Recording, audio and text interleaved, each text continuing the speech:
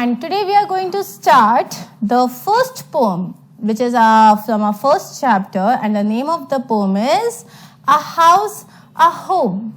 A house and a home. What is the difference? What is the difference between a house and a home? So यही difference हम समझने वाले हैं इस poem के through.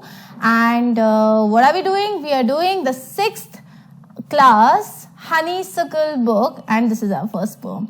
So in the last chapter, in the last video, we started with our first chapter, that who did Patrick's homework. So if you have not checked it, so please make sure that you check it, understand it, and then come to this. Okay, so let's start now. Now, what is a house? Is this a house or a home? And what is this? This is a house or a home? House क्या होता है? Home क्या होता है? House मतलब एक घर, right? एक मकान. So now understand the difference. मकान और घर में क्या डिफरेंस होता है? एक चार दीवारी होती है जहाँ पे आपके पास सामान रखा हुआ होता है, उसको आप मकान कहते हो. लेकिन जब आप अपनी फैमिली के साथ वहाँ रहने जाते हो, जब आप वहाँ पे हैप्पीनेस स्प्रेड करते हो, प्यार स्प्रेड करते हो, केयर स्प्रेड करते हो, उसको हम बोलते हैं एक घर, राइट? सो इस पोम में हम यही पढ़ने वाले हैं. Now, this poem has been written by Lauren M. Hawley.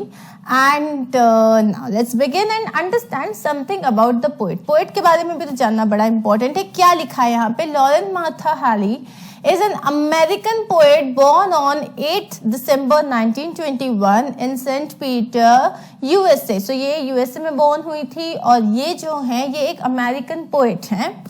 Her writing style is simple yet thought provoking. उनकी जो राइटिंग स्टाइल है अभी हम देखेंगे इस पोम के थ्रू, क्योंकि उनकी राइटिंग स्टाइल बहुत सिंपल है, आपको इजीली समझ में आ जाएगा. Still it is very thought provoking, मतलब वो आपको सोचने पे मजबूर कर देती हैं.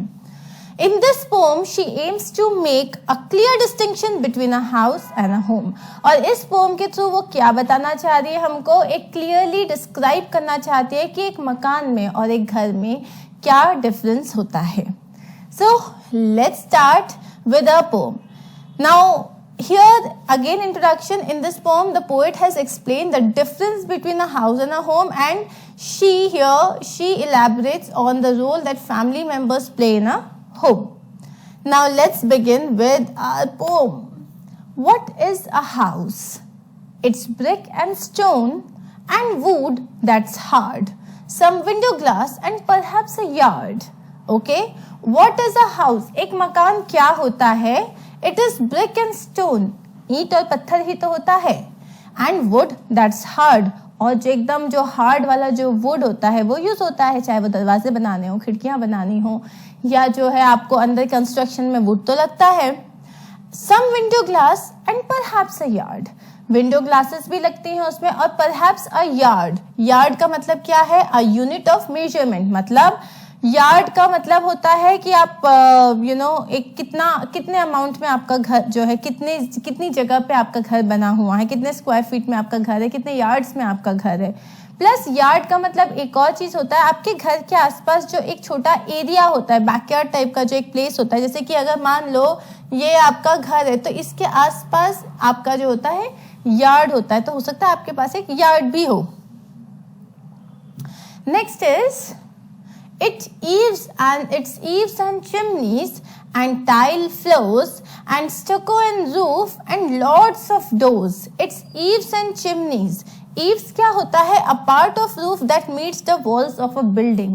A part of roof that meets the part of the building. मतलब जो एक कॉर्नर्स होते हैं, जो रूफ होता है, जो वॉल से मिलता है, उसको बोलते हैं अपन eaves. And chimneys मतलब क्या होता है? तो जैसे अगर ये मेरा घर है तो इसके घर पे चिमनी लगी है जिसमें से पूरा स्मोक, पूरी जो अंदर अगर फायर प्लेस के साथ यूजुअली ये अटैच्ड होती हैं, तो चिमनी से सारा जो स्मोक होता है, सारा जो डस्ट होता है वो बाहर चला जाता है. एंड टाइल फ्लोर्स, फ्लोर पे टाइल लगे होंगे. And stucco and roof. Stucco क्या होता है? Stucco is fine plaster that is used for coating wall surfaces. अब आपके जो वॉल सरफेस है वो तो ब्रिक से बनी है आपकी सारी वॉल्स. अब इन वॉल्स पे क्या करते हैं? हम एक कोट लगाते हैं, इसको प्लास्टर करते हैं ताकि वो एकदम स्मूथ हो जाए, शाइनी हो जाए, और उसके बाद हम उसके ऊपर पेंट करते हैं. And roof, stucco and roof and lots of doors, और बहुत सारे दरवाजे तो होते ही हैं. What is home? सो अभी इन 2 स्टैंजास में हमने किसके बारे में बात करी? हमने एक हाउस के बारे में बात करी. अब हम बात करते हैं what is a home. It's loving and family. Home मतलब उसमें बहुत सारा प्यार होता है, बहुत ज़्यादा अपनापन होता है और उसमें एक फैमिली रहती है.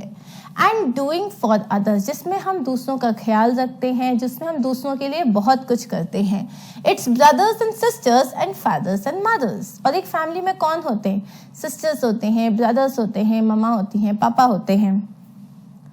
It's unselfish acts and kindly sharing and showing your loved ones you're always caring. एक घर क्या होता है? एक अनसेल्फिश एक्ट होता है. अनसेल्फिश एक्ट मतलब जैसे सुबह उठ के your mother prepares breakfast for you, then lunch for you, then dinner for you. She make sure that if you are unwell तो वो आपका ख्याल रखती हैं. आपके फादर जो हैं वो काम करते हैं so that he can provide for you.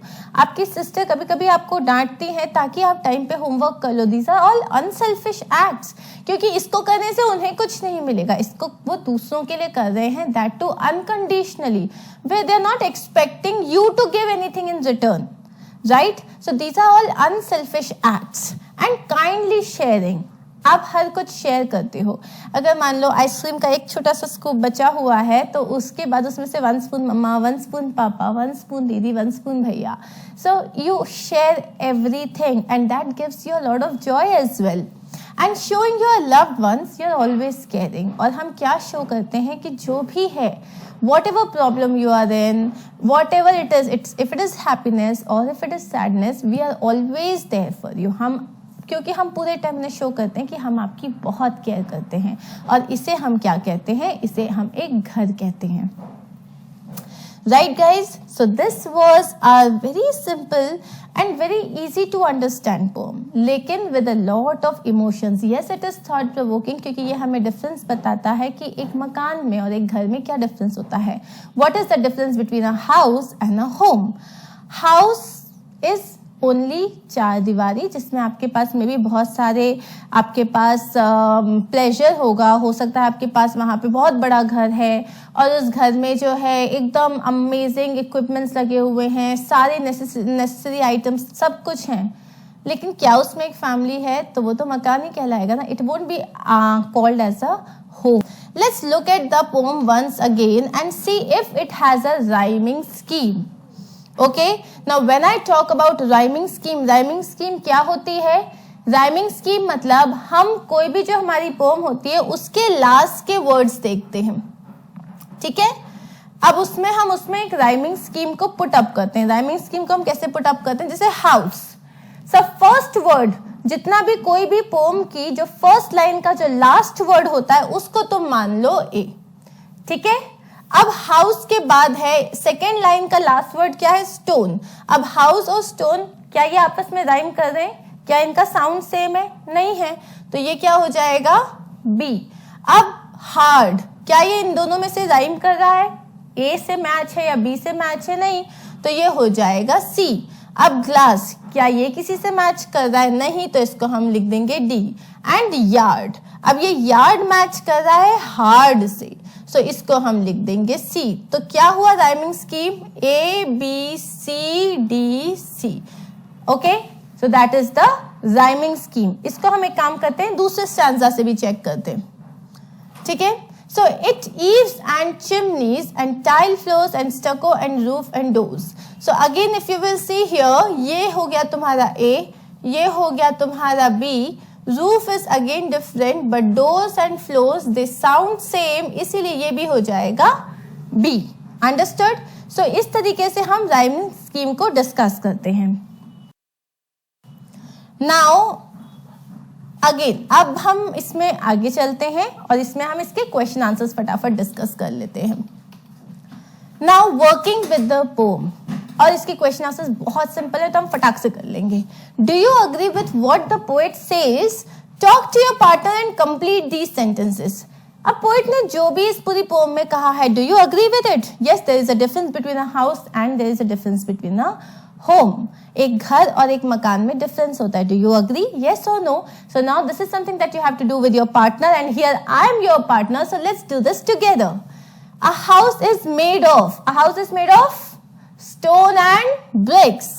It has, a home is made up by, it has. So let's see the answers quickly. A house is made of lifeless stone and brick. So ये हमने poem से ही लिया है. It has glass windows, a courtyard, chimneys, tile floors, doors and a roof. घर में जो जो भी होती है वो चीजें हमने लिख दी हैं. A home here is made by loved ones, comprising caring parents and children. It, इसमें क्या होता है, घर में क्या होता है, loved ones होते हैं, मतलब आप जिनसे प्यार करते हो. Comprising का मतलब उसमें कौन कौन है, उसमें caring parents होते हैं and उसमें children होते हैं. It has family members who understand and care for each other selflessly. इसको आप अपने वर्ड्स में भी लिख सकते हो, ओके, बट लिखना यही है कि घर में क्या होता है और एक मकान में क्या होता है.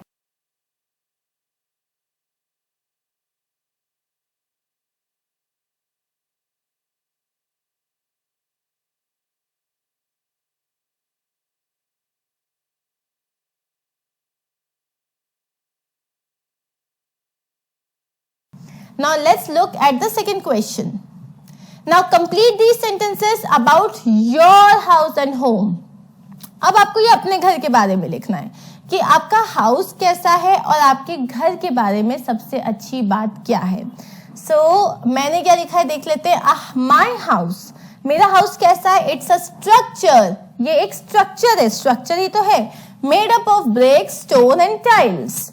It has wide, beautiful windows, a spacious bedroom, a warm and cozy living room, and doors with curtains. अब इसको आप और भी explain कर सकते हो, जैसे कि you have got swings, or you have got stairs, or you have got 5 bedrooms or 6 bedrooms, और आपके पास कितना बड़ा garden है. If you have a backyard, then you can talk about it. If you have a beautiful garden, you can talk about it. But you are talking about the structure of your house. Remember that आप अपने घर में क्या क्या है उसकी बात कर रहे हो, मकान में. अब आप अपने घर की बात करोगे. So the best thing about my home is that all my family members are very loving and affectionate. मतलब वो बहुत प्यारे हैं और वो एक दूसरे का बहुत ख्याल रखते हैं. We care for each other and avoid misunderstandings or quarrels among us. तो हम एक दूसरे का बहुत ख्याल रखते हैं. We care for each other और हम अवॉइड करते हैं कि कोई मिसअंडरस्टैंडिंग्स ना हो या कोई झगड़ा ना हो.